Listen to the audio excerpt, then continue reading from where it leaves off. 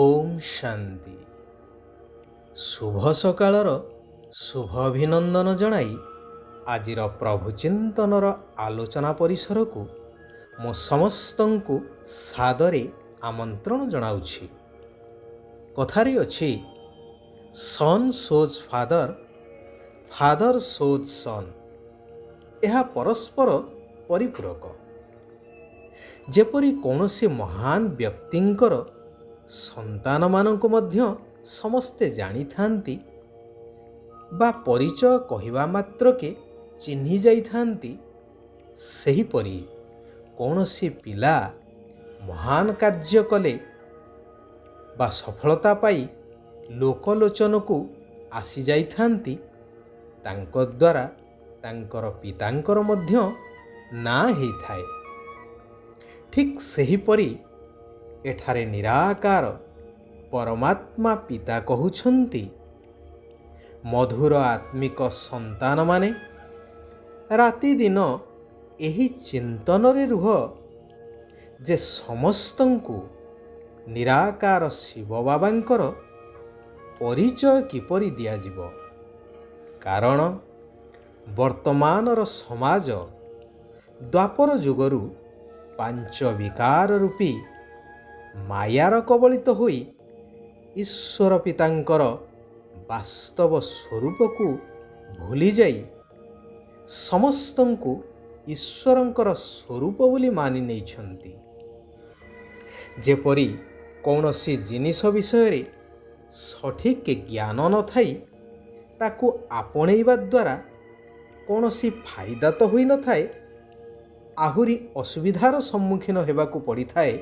ସେହିପରି ଏପଟେ କହୁଛେ, ଭଗବାନ ନିରାକାର, ଅଜନ୍ମା, ଅଭୋକ୍ତା, ଅଶରୀରୀ। ସେପଟେ ପୁଣି ସମସ୍ତଙ୍କୁ ଭଗବାନ ବୋଲି କହୁଛେ। ଭଗବାନ ସର୍ବବିଦ୍ୟମାନ ବୋଲି କହି ଭଗବାନଙ୍କର ଗ୍ଲାନି କରି ଚାଲିଛେ। କଥାରେ ଅଛି ନା, ସଦ୍ଗୁରୁଙ୍କର ନିନ୍ଦୁକ। ସେଥିପାଇଁ ଆଜିର ସମାଜ ଦୁଃଖୀ, ଅଶାନ୍ତ ହୋଇଯାଇଛି, ସମ୍ପୂର୍ଣ୍ଣ ପତିତ ନିର୍ଧନର ହୋଇଯାଇଛି। ଚାରିଆଡ଼େ ତ୍ରାହି ତ୍ରାହି କରୁଛନ୍ତି, ସର୍ବବ୍ୟାପୀ କହୁଛନ୍ତି, ପୁଣି ଡାକୁଛନ୍ତି, ହେ ପତିତ ପାବନ ଆସ, ଆମକୁ ମୁକ୍ତି ଦିଅ। ଯଦି ଭଗବାନ ସବୁଠି ଅଛନ୍ତି, ତେବେ ଡାକିବାର ଆବଶ୍ୟକତା କ'ଣ ଅଛି? ଏବେ ଭଗବାନ ସ୍ୱୟଂ କହୁଛନ୍ତି କି ମୁଁ ସର୍ବବ୍ୟାପୀ ନୁହେଁ। ସେଇଥିପାଇଁ ତ ଗାୟନ କରୁଛ, ଯଦା ଯଦା ହି ଧର୍ମସ୍ୟ ଗ୍ଲାନିର୍ଭବତି ଭାରତେ। ଏବେ ସେହି ସମୟ ଯେତେବେଳେ କି ମୁଁ ଆସିଛି ତୁମ ଆତ୍ମାମାନଙ୍କୁ ସଦ୍ଗତି ପ୍ରାପ୍ତ କରାଇବା ପାଇଁ। ତେଣୁ ପ୍ରତ୍ୟେକ ଆତ୍ମାଙ୍କୁ ସାରା ବିଶ୍ୱର ଆତ୍ମାମାନଙ୍କ ପାଖରେ ଏହି ସନ୍ଦେଶ ପହଞ୍ଚେଇବା ଅତି ଆବଶ୍ୟକ ରହିଛି କି ନିରାକାର ପତିତ ପାବନ ସଦ୍ଗୁରୁ ପରମାତ୍ମା ଶିବ ବାବା ଆସିଛନ୍ତି। ତେବେ ଯାଇ ଭଗବାନଙ୍କର ପ୍ରତ୍ୟକ୍ଷତା ହେଇପାରିବ ଏବଂ ସମସ୍ତ ଆତ୍ମାମାନଙ୍କର କଲ୍ୟାଣ ହେଇଯିବ, ସମସ୍ତଙ୍କୁ ମୁକ୍ତି ଏବଂ ଜୀବନ ମୁକ୍ତି ମିଳିଯିବ। ସତ୍ ପିତା, ସତ୍ ଶିକ୍ଷକ, ସଦ୍ଗୁରୁଙ୍କୁ ସ୍ମରଣ କରି ତାଙ୍କ ପ୍ରଦତ୍ତ ଜ୍ଞାନକୁ ପାତ୍ର ଦେଖି ଦାନ କରିବା ଆବଶ୍ୟକ। ଜ୍ଞାନ ଧନ ଦେବା ପୂର୍ବରୁ ପ୍ରଥମେ ଦେଖ ତାଙ୍କର ଆଗ୍ରହକୁ। ଯଦି ସେମାନେ ଆଗ୍ରହୀ ନାହାନ୍ତି, ତେବେ କେବଳ ପରମାତ୍ମାଙ୍କର ପରିଚୟ ଦେଇ ସେତିକିରେ ହିଁ ବନ୍ଦ କରିଦେବା ଉଚିତ। ଏହାଦ୍ୱାରା ଜଣାପଡ଼ିବ କି ପ୍ରକୃତରେ ସେମାନେ ଏହି ସଙ୍ଗମ ଯୋଗୀ ବ୍ରାହ୍ମଣ ହେବାର ଉପଯୁକ୍ତ କି ନୁହେଁ। ଯେଉଁମାନେ ଶିବ ବାବା ଏବଂ ଦେବତାମାନଙ୍କର ଭକ୍ତ, ଚେଷ୍ଟା କରି ସେହିମାନଙ୍କୁ ଜ୍ଞାନ ଧନ ଦାନ କରିଚାଲ। କାରଣ ଏହି ଜ୍ଞାନକୁ ସମସ୍ତେ ବୁଝିପାରିବେ ନାହିଁ।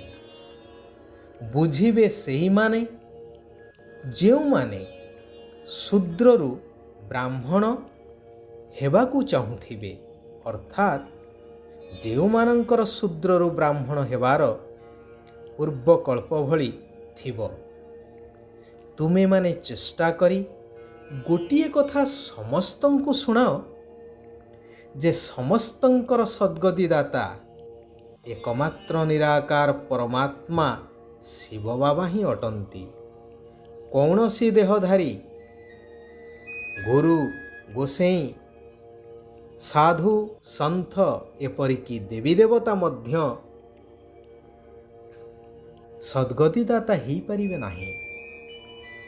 ବାବା କହୁଛନ୍ତି, ତୁମେ ଅଶରୀରୀ ହେଇ ମୋତେ ମନେ ପକାଅ, ତେବେ ତୁମର ଜୀବନ ନୌକା ପାରି ହୋଇଯିବ।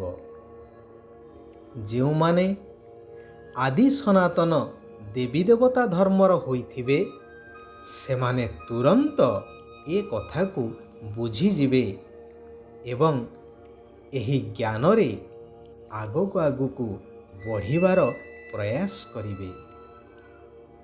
ମୁଁ ଶରୀରଠାରୁ ଅଲଗା ଆତ୍ମା ଶାନ୍ତ ସ୍ୱରୂପ ଅଟେ, ଏହି ସ୍ୱଧର୍ମରେ ସ୍ଥିତ ହେବାର ଅଭ୍ୟାସ କରିବାକୁ ହେବ। ଜ୍ଞାନର ନୃତ୍ୟ ଅର୍ଥାତ୍ ଜ୍ଞାନକୁ ସ୍ମରଣ କରି ଖୁସି ହେବା ସହିତ ଅନ୍ୟମାନଙ୍କୁ ମଧ୍ୟ ଖୁସି କରେଇବା ଉଚିତ। ମାୟାର ତୋଫାନ ବା ଝଡ଼ ଆସିଲେ ମଧ୍ୟ ଅଙ୍ଗଦ ସମାନ ଅଚଳ ଅଡୋଳ ସ୍ଥିତିରେ ରହିବା ଦରକାର। ହଲଚଲ ହେବାର ନାହିଁ, ଦୃଢ଼ତାର ସହିତ ତାର ସାମ୍ନା କରିବା ଦରକାର। କୁହାଯାଏ ନା, ମାୟା ଜିତ୍ ସୋ ଜଗତ ଜିତ୍। ତେଣୁ ଜଗତ ଜିତ୍ ହେବା ପାଇଁ ମାୟାକୁ ଜିତିବା ନିତାନ୍ତ ଆବଶ୍ୟକ। ଶିବ ବାବା କହୁଛନ୍ତି, ବାବାଙ୍କୁ ନିଜର ସମସ୍ତ ଦୋଷ ଦୁର୍ବଳତା ଗୁଡ଼ିକ ଅର୍ପଣ କରି ସେବା ରୂପକ ଖେଳ ଖେଳୁଥିବା ମାଷ୍ଟର ସର୍ବଶକ୍ତିବାନ ହୁଅ।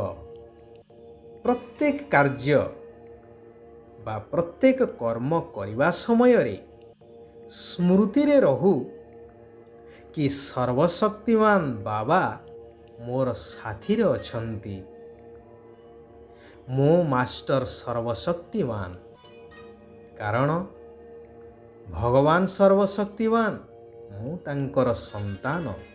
ତେଣୁ ସର୍ବଗୁଣ ଏବଂ ସର୍ବଶକ୍ତିର ମୁଁ ମଧ୍ୟ ଅଧିକାରୀ ଅଟେ।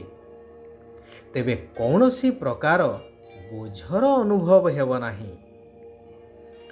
ନିଜର ଦୋଷ ଦୁର୍ବଳତାକୁ ମଧ୍ୟ ବାବାଙ୍କୁ ଦେଇଦେଲେ ପ୍ରତ୍ୟେକ ସେବା ବା କାର୍ଯ୍ୟ ଖେଳ ଭଳି ଅନୁଭବ ହେବ। ଥକାପଣ ବା କ୍ଳାନ୍ତି ଅନୁଭବ ମଧ୍ୟ ହେବ ନାହିଁ, ଯେହେତୁ ସ୍ମୃତିରେ ରହୁଛି କି ମୁଁ କରୁନାହିଁ, ମୋ ଦ୍ୱାରା ହେଉଛି କରେଇଲା ବାଲା ନିରାକାର ପରମାତ୍ମା ପିତା। ମୁରଲୀଧରଙ୍କର ଜ୍ଞାନ ମୁରଲୀ ଶୁଣି ଦୈହିକ ଚେତନାଠାରୁ ବା ଦୈହିକ ଚେତନାକୁ ସମ୍ପୂର୍ଣ୍ଣ ରୂପରେ ଭୁଲି ଖୁସିର ଆନନ୍ଦର ଝୁଲଣାରେ ଝୁଲୁଥିବା ଆତ୍ମାମାନେ ହିଁ ପ୍ରକୃତରେ ଗୋପ ବା ଗୋପୀ ଅଟନ୍ତି।